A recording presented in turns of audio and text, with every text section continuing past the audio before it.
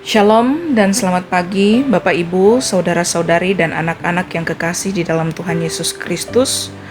Sungguh luar biasa kasih Tuhan menyertai kita dalam sepanjang malam yang telah berlalu. Dan pagi ini kita boleh menikmati keberkatan baru karena kasih Tuhan pula. Kita akan menjalani hari ini, karena itu mari sejenak kita mohon tuntunannya melalui firman yang akan diberitakan. Karena itu mari persiapkan hati dan seluruh kehidupan kita. Pertolongan kita ialah di dalam Tuhan yang telah menjadikan langit dan bumi. Kasih karunia dan damai sejahtera dari Allah menyertai kamu sekalian. Amin. Mari kita siapkan bacaan Alkitab kita untuk hari ini dari Kisah Para Rasul pasal 9 ayat 32 sampai 35. Sebelum kita membaca Alkitab, mari berdoa mohon tuntunan Roh Kudus. Jikalau kami boleh menikmati hari baru ini Tuhan, kami mengaminkan bahwa semua karena kasih dan anugerah-Mu. Karena itu kami rindu menjalani aktivitas kami di sepanjang hari ini dalam kasih dan tuntunan Tuhan. Kiranya Roh Kudus menguasai kami, sehingga kami boleh memahami kehendak-Mu melalui berita firman Tuhan yang akan kami dengarkan di pagi hari ini. Berfirmanlah ya Allah, kami telah sedia untuk mendengarkan. Kami berdoa hanya di dalam nama Yesus Kristus. Itulah Tuhan dan Juru Selamat kami. Amin. Bagian Alkitab yang kita baca, Kisah Para Rasul 9 ayat 32 sampai 35, firman Tuhan berbunyi demikian.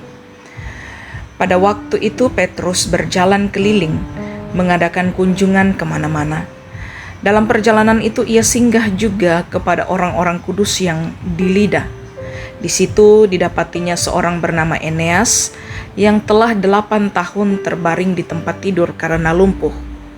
Kata Petrus kepadanya, "Eneas, Yesus Kristus menyembuhkan engkau. Bangunlah dan bereskanlah tempat tidurmu." Seketika itu juga bangunlah orang itu. Semua penduduk Lida dan Saron melihat dia, lalu mereka berbalik kepada Tuhan. Amin, firman Tuhan.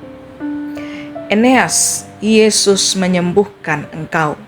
Demikianlah tema kita pada pagi hari ini. Bapak, Ibu, Saudara-saudari dan anak-anak yang kekasih di dalam Tuhan, pada waktu itu Petrus menemui orang-orang percaya di Lida. Petrus bertemu dengan seorang yang sudah 8 tahun menderita lumpuh. Ia bernama Eneas. Eneas adalah seorang yang percaya kepada Yesus. Petrus berkata kepadanya, "Eneas, Yesus Kristus menyembuhkan engkau. Bangunlah dan bereskan tempat tidurmu." Seketika itu juga Eneas sembuh.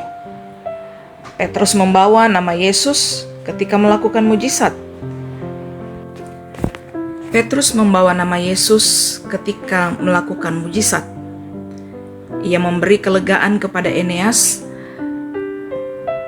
hanya dengan satu berpeluang untuk, yakni nama Yesus Kristus. Petrus berpeluang menyombongkan diri dan berlagak punya kuasa. Namun itu tidak dilakukan karena Petrus tahu bahwa pelayanannya harus berpusat pada Kristus. Yesus Kristus berkarya sangat dahsyat bagi orang yang dikasihinya. Bukankah orang-orang percaya kadang terjebak dengan situasi demikian, ketika beroleh kesempatan untuk berkarya, mulai menggeser nama Yesus dan diganti dengan namanya. Apapun capaian manusia, haruslah tetap berpegang teguh pada Kristus adalah pusat. Kita belajar kepada Petrus. Eneas menjadi sembuh, tetapi bukan Petrus yang disanjung, melainkan orang percaya di Lida menjadi berbalik kepada Tuhan. Datanglah kepada Yesus Kristus, maka engkau menjadi sembuh seperti Eneas. Yesus akan memberi kelegaan kepadamu. Jika saat ini Bapak, Ibu, Saudara-saudari sedang sakit, sudah bertahun-tahun mengkonsumsi obat siang dan malam, jangan putus harapan. Mujizat Tuhan nyata. Berharaplah kepada Sang Juru Selamat, maka engkau menjadi sembuh. Amin, firman Tuhan. Mari kita berdoa. kami boleh melihat bagaimana Eneas disembuhkan dalam nama Tuhan Yesus. Maka kami mengimani bahwa ketika kami saat ini sedang sakit, sedang membutuhkan pemulihan, kami akan sembuh dalam nama Tuhan Yesus.